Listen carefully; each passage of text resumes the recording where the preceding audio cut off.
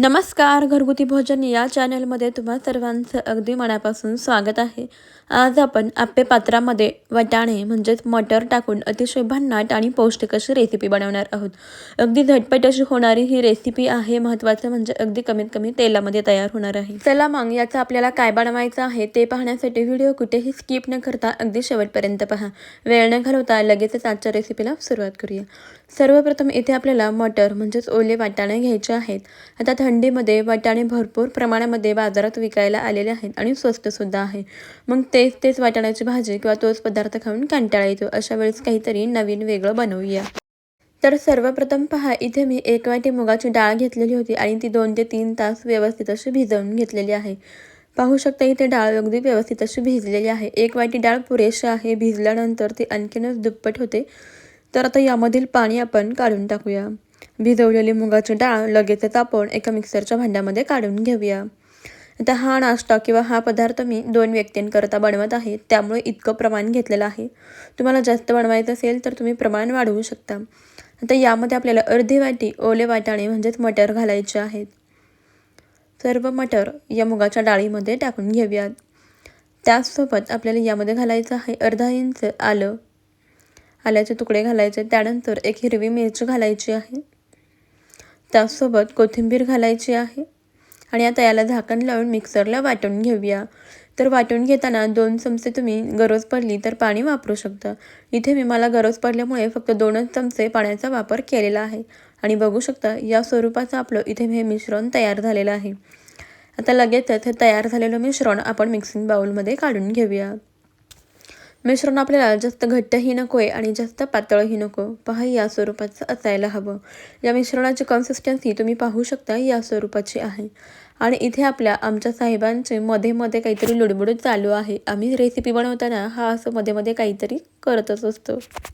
असं पाहू शकता आपलं या स्वरूपाचं हे मिश्रण तयार झालेलं आहे. याची कन्सिस्टन्सी तुम्ही पाहू शकता या स्वरूपाची असायला हवी. आता यामध्ये आपण लगेचच बारीक चिरलेला कांदा घालूया. त्याचसोबत बारीक चिरलेले टोमॅटो घालायचे आहे आणि चवीनुसार मीठ घालूया. हे सर्व जिन्नस छान व्यवस्थित असं मिक्स करून घ्यायचं आहे, एकजीव करून घ्यायचं आहे. आता सर्वात शेवटी आपल्याला यामध्ये चिमूटभर खायचा सोडा घालायचा आहे. सोडा घालूया आणि व्यवस्थित असं मिक्स करून घेऊया. सोडा घातल्यामुळे आपला हा पदार्थ छान जाळीदार होतो. पाहू शकता आपलं मिश्रण छान हलकं-फुलकं असं तयार झालेलं आहे. आता लगेचच गॅसवरती आपलं पॅन गरम करायला ठेवायचं आहे. पॅन व्यवस्थित असं गरम झाला की याच्या सर्व साच्यांमध्ये आपल्याला तेल टाकायचं आहे. इथे मी तेलाचा वापर केलेला आहे. हवं तर तुम्ही बटर वापरू शकता किंवा तूप वापरलं तरीसुद्धा चालेल. सर्व साच्यांना तेल लावून घ्यायचं आहे. आता तयार केलेलं आपलं मिश्रण या सर्व साच्यांमध्ये भरून घ्यायचं आहे. मिश्रण भरताना कडेने भरायला सुरुवात करायची आणि सर्वात शेवटी मध्यभागी घालायचे आहे. कारण मध्यभागी हीट भरपूर असते, त्यामुळे मधले आप्पे पटकन भाजले जातात, परंतु कडेचे आप्पे भाजण्याकरता वेळ लागतो. त्यामुळे कडेने आपल्याला हे मिश्रण भरून घ्यायचं आहे. गॅसची फ्लेम मध्यम ठेवायची आहे. मध्यम फ्लेमवरती आपल्याला हे आप्पे अगदी व्यवस्थित असे भाजून घ्यायचे, जेणेकरून हे आतमध्येपर्यंत व्यवस्थित असे शिजले जातात. तर मंडळी, तुम्हाला एक निवेदन आहे की तुम्ही आपला हा व्हिडिओ कोणत्या शहरातून किंवा मग कोणत्या गावातून पाहत आहात ते मला कमेंटमध्ये नक्कीच कळवा. म्हणजेच मलासुद्धा समजेल की आपले व्हिडिओ कुठपर्यंत पोहोचतात आणि व्हिडिओच्या शेवटी मला तुमचे आभार नक्कीच मानता येतील. पहा इथे आपण सर्व साच्यांमध्ये मिश्रण भरून घेतलेलं आहे. आता यावरती झाकण ठेवायचं आहे आणि 3 ते 4 मिनटं मध्यम गॅसवरती हे आप्पे भाजून घ्यायचे आहेत. 4 मिनिटानंतर यावरचं झाकण काढूया. पाहू शकता आप्पे छान व्यवस्थित असे फुगलेले आहेत. आता वरच्या बाजूने थोडंसं तेल लावून घ्यायचं आहे. थोडंसं तेल टाकून घ्यायचं आहे आणि यानंतर आपण हे आप्पे पलटे करून घेऊया. पाहू शकता आप्पे खालच्या बाजूने अगदी व्यवस्थित असे भाजले गेलेले आहेत. आता आपण हे सर्व आप्पे पलटवून घेऊया आणि याची दुसरी बाजूसुद्धा छान अशी भाजून घेऊयात. पाहू शकता आप्प्यांना बाहेरच्या बाजूने रंग अगदी मस्त आलेला आहे. हे आप्पे दिसायला सुद्धा सुंदर दिसतात, तितकेच चवीला तर अतिशय अप्रतिम लागतात. बऱ्याच वेळा आता वाटाणे तर आपल्या घरामध्ये भरपूर असतात कारण स्वस्तसुद्धा आहेत. परंतु तीच भाजी खाऊन कंटाळा येतो किंवा वाटाण्यापासून काही नवीन पदार्थ बनवायचा सुचत नाही. अशा वेळेस तुम्ही मस्त पौष्टिक अशी ही रेसिपी बनवू शकता. खायलासुद्धा पौष्टिक आहे आणि वेट लॉससाठी सुद्धा अगदी अप्रतिम आहे. अगदी हलका-फुलका असा हा पदार्थ आहे. तुम्ही 10 मिनिटांमध्ये बनवू शकता. त्याचसोबत अगदी कमीत कमी तेलामध्ये सुद्धा तयार होतो. पहा आपण सर्व अप्पे पलटवून घेतलेले आहेत. आता याची दुसरी बाजूसुद्धा छान अशी भाजून घ्यायची. पहा अप्पे खालच्या बाजूने सुद्धा अगदी व्यवस्थित असे भाजले गेलेले आहेत. अगदी छान टम्म असे आपले हे अप्पे फुगलेले आहेत.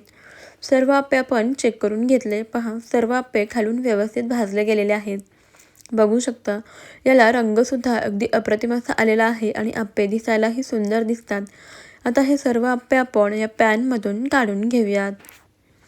लहान मुलांना तुम्ही टिफिनसाठी सुद्धा हे अप्पे देऊ शकतात. अतिशय पौष्टिक आहे आणि लहान मुलेसुद्धा अगदी आवडीने खातील.